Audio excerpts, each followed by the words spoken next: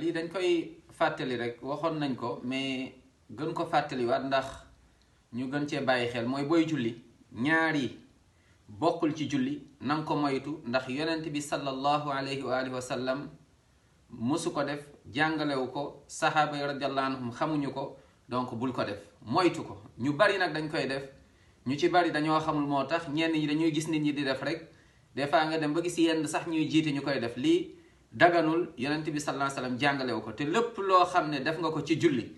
yonent bi sallallahu alayhi wa sallam jàngalewu ko bés penc loolu au lieu que nga ci am tiyaaba mais loolu bàkkaar ak mbugal moo la ciy fekk yàlla nañ ci yàlla musal. ñaari mbir nañ ci bàyyi xel mooy da ngay gis koo xam bu jullee mooy ñu ngi nii taaya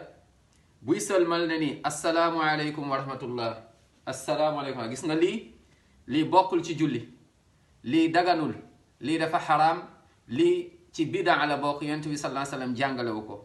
saxul ci diine doo ko gis ci benn téere ci téere jàngale mooy que ni julli mooy def nii sa loxo da nga koy bàyyi ni nga daal di sëlmal. beneen bi mooy